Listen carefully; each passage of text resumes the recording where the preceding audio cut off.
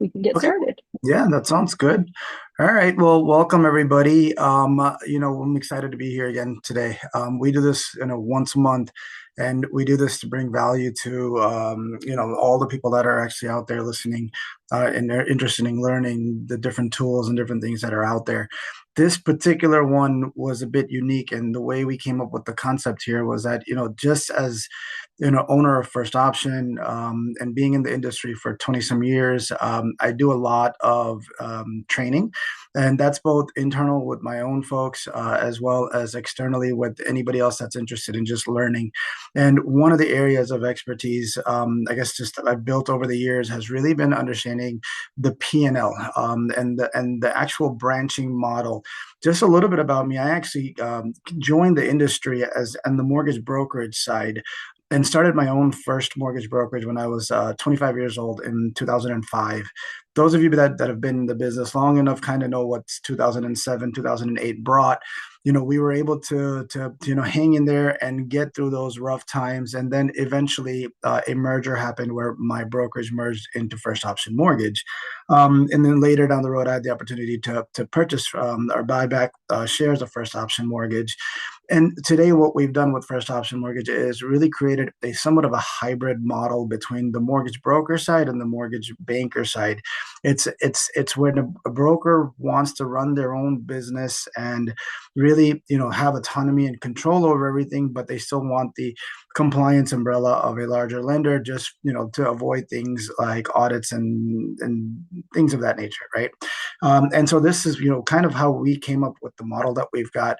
What I've realized in these last couple of months is that, it sounds really easy to say, hey, I've got a P&L, but managing that P&L isn't really as easy as you think, because there's a lot of leakage that happens when you're not when you don't know what you don't know, right? And I think I learned that the hard way when I first started my company as a mortgage broker, and realized that while we had production, we didn't have profit. And so I wanted to take this time that I have with you guys today and really kind of go through what a branch's P&L looks like, and where a lot of that wastage happens, and what are the things that we really should be looking at and looking through when we're actually managing a P&L and making those decisions.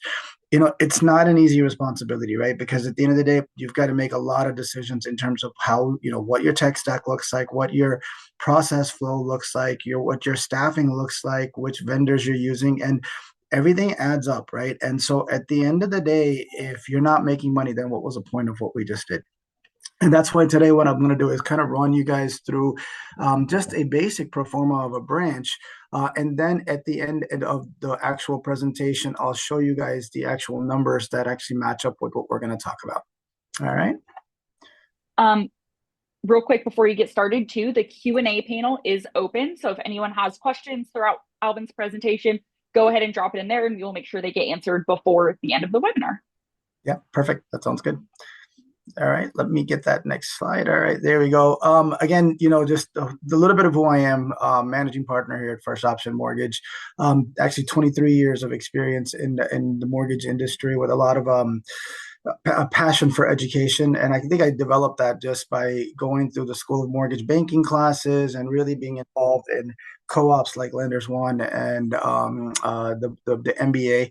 And that kind of drove me to wanting to teach and educate people on more of the mortgage industry itself and be more successful.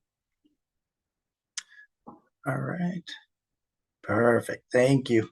All right. So as a loan officer, as a branch manager, even just a mortgage person, we always focus on production. Now, it's true. Production solves all problems, but the truth of the matter is that yes, you can add on a lot of production and you can bring in a lot of revenue, right? But that doesn't necessarily mean that you're going to be very profitable. And that's where the understanding of what margins look like, and what expenses look like, and revenue, what if revenue equals profit or not, really comes into place. And so let's move to the next slide. So the first things first, like, what is revenue, right? Let's talk about the mortgage industry. When we're doing loans, how are we actually making money? There's actually three components to actually making money. The first component of it is going to be gain on sale. Now, gain on sale is when a loan is sold into the secondary market, right? And the people that are buying on the secondary market, that can be a variation of Fannie Freddie Ginnie, which is a GSE. It could be a private label security, which is what we call the non-QM market today, right? But it could be a variety of different end buyers that are actually the bond market, that are creating the actual the product itself where the mortgage is going to sit. Now, everybody doesn't always sell directly to the GSE. Sometimes you're selling it through aggregators, and that's called the correspondent business. But most of the loans that we get done in the IMB world are going to end up being either a GSE loan or a private label security. So that's the money that comes from the back end of selling the loan. There's also a front portion. Now, that's the origination fee, right? And for the most part, when we're looking at the origination fee, it's usually underwriting processing, but there are going to be some loan products that may have some points that are going to be involved in it. And you primarily see that when you're dealing with a bond loan or if you're dealing with some form of a non-QM loan. Now, the third component of it, and this is where I want to spend a little bit more time, is the mortgage servicing rights. What is mortgage servicing, right? It's a utility. That allows residual income for a lender to create money on month after month. Now, what does that actually mean, right? So let's just say I sold my loan over to Fannie Mae.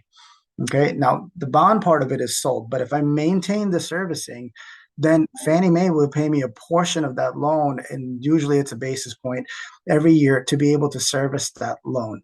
Okay, now why is that important? It's because Fannie, Freddie, and Ginnie are not mortgage servicers.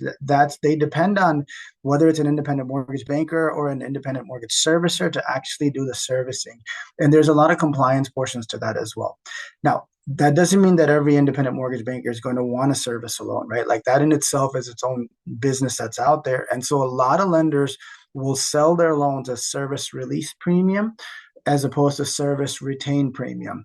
If you sell it as service release premium, there's obviously going to be a little bit more money in that loan just because you sold the servicing of that loan as well. But if you retain it, that revenue that's coming into the door sometimes is going to be less than what it would be if you were to sell it. Okay, let's go to the next slide. All right. So, what I did was, there's obviously money, right? When you sell a loan. What I'm going to focus here is what happens when you're a branch with a mortgage company. Now, I want to preface that these numbers are just a standard for what we see in our markets. That doesn't mean that these are going to be the same across the board with every company.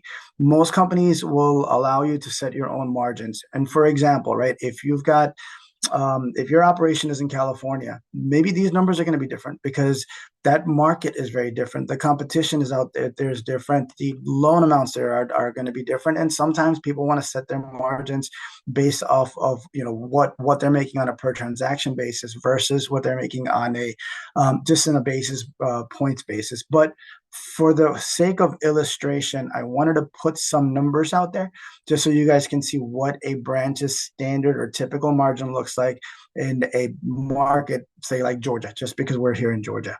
So typically what happens is that as a branch, when you set your margins, you normally set your margins, and when you're doing conventional at 275 basis points. The advantage of being a branch versus being a broker is that on the broker side, you are typically capped at that 275. On the correspondent or on the lender side, you've got an upside when you're doing FHA, VA, USDA, and non-QM loans. Now, why? It's because those are a little bit harder loans to do, right? So the idea behind it is that because they're a little bit harder, we should be able to make a little bit more money on them. Now, that said, I understand that we want to do, there's competition out there, right? And so when you see a rate sheet from another lender and you have to compete, that doesn't mean that if you're on the lender side that you're stuck with this margin. This is just the set margin that you've got that's going to be in your system, but you're, as a branch manager, are always allowed to do a concession and bring that margin down for the sake of competition and do what's better for the borrower if that's what you feel is what's necessary. But for the sake of this illustration, we're going to use that as our standard margins. Okay. All right. These next two slides is where I'm going to spend a little bit more time because this is where essentially this is where the expenses are, right? So like we talked about revenue, and at some point I'll show you guys a slide where what does $1 million in production mean, what does 2 million, what does $3 million in production mean from a revenue standpoint. But it's really in the expenses and managing and controlling those expenses that you actually make profit, right? And so the expenses that are associated typically with any given loan, we breaking them up into two different pieces. And the first piece, and this is what the slide that we're on right here right now, is the variable expenses. Now, some of these are controllable, some of these are not controllable. When I say variable, it's because they're somehow associated with the closing of a loan, right? And so when you close a loan, that's what you incur. A fixed expense is something that you're going to incur if you close one loan or if you close 50 loans. So for now, let's go through what these variable expenses are. The loan origination expenses. When you originate a loan, you're going to have credit reports to pay for. You're going to have verifications to pay for, appraisals to pay for. You're going to have it's some form of a loan operating system. We use Encompass. Some people use Arrive. It's going to be tolerance cures from a compliance standpoint if your systems are not set up properly. But you know what? If you look at that and you say, hey, well, you know what? I've got those anyways, and it is what it is. But in all reality, it's not, because you still have some options over here, right? Let's just use credit reports, for example.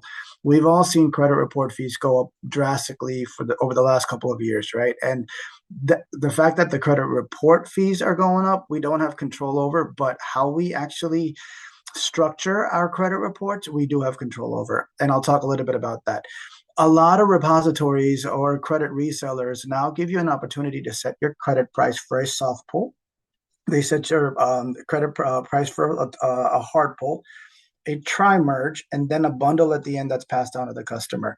There's an opportunity over to be able to save some money if you're able to look at that credit or that customer that comes in and potentially pull two soft pulls and then run AUS on it and not go straight to the tri-merge. If that's your approach, there's some savings over there. And to be honest, some may say, hey, that's not a lot of savings, but this money does add up over a period of time, depending on what your credit conversion looks like. The other one is going to be verifications, right? We're starting to see that we're in a world of direct source validation. So if you're going to get your income verification from the work number, that's going to be a lot more expensive than if you're going to get your income verification and let's say asset verification from a borrower permissioned reseller like Argyle or Truve or Halcyon, or be able to pull their bank statement, through your point of sale. There's savings over there, and those are the savings that you're looking for when you're trying to to set up your process flow. Okay. All right. So in terms of commissions, that's one of those where it's like, it's usually LO comp, right? That's where your commissions are going to be. And, you can set your LO comp to be different depending on the source of your business. For example, if an LO is self-sourcing their business, there could be a specific comp. But if your company providing them a loan, that could be a different comp. Or let's say the third bucket will be that's a builder business that you're having to, do an MSA with. Well, that can also be a different comp. So tracking and managing where that lead and where that source came from can really save some money when you're looking at what your commissions are going to be. Okay. The next one is a variable LOA and processor, commission or compensation. And to be honest, it's fairly consistent across the board when it comes to the industry. But again, if you've got a higher salary, you can have a lower, commission, or vice versa, lower salary, higher commissions. Okay. And then the next one is marketing and advertising. And honestly, this is where I see the most bleeding when it comes to the mortgage branch. It's because, honestly, just as individuals, we're very hopeful that the marketing that we're going to do is going to pan out. But at the end of the day, we're all just human, right? And so tracking what your marketing is being spent on and what the conversion is critical, especially if you're going to be doing lead generation.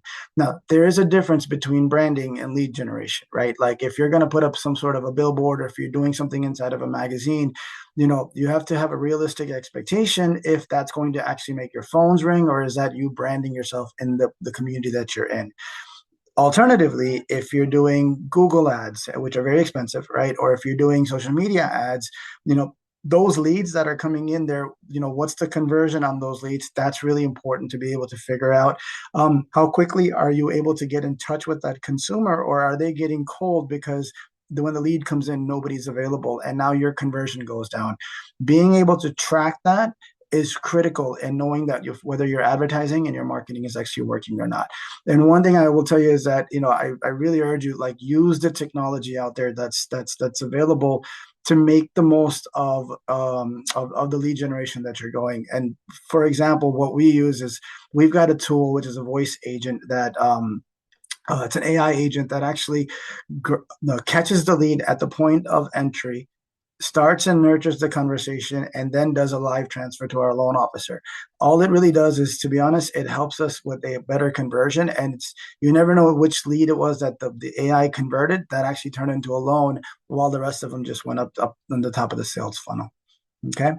All right. And then the last one is taxes and benefits. And to be honest, there's not much you can do over here. You guys probably already know that when it comes to payroll taxes and healthcare benefits, they are what they are. And every time we look at them, we cringe as well, but it's just a necessary evil of doing business. All right. So those are your variable costs. And now we'll jump into our fixed costs. Okay. All right. So in terms of fixed costs, and this is where I see the most potential and the most amount of opportunity to really make profit and save some money. And the better you use this, the better off you're going to be, because it doesn't matter if you close one loan or if you close 50 loans. This is money that you're going to spend regardless, right? And so let's go through them real quickly. The first one is salaries, right?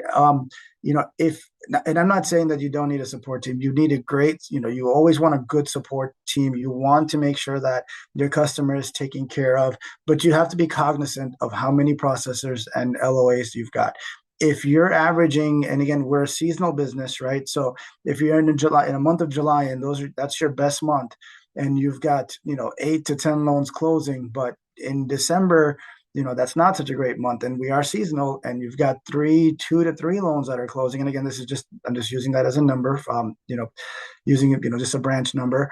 You've got to be cognizant, because if you've got salaries and you've got, two LOAs and a processor, because, it makes sense to have that in July, can you afford them in December when business is not the same? So proactively thinking about that really, really makes a big difference when it comes to fixed costs. And sometimes the offset could be, hey, look, you know what? I'm not going to run above capacity, but when July comes around, my team knows, hey guys, we're going to really work, right? And if it's overtime, then we're going to do overtime, but we're going to run lean during the months that are slow, so that the branch can still run profitably and you're still able to make money.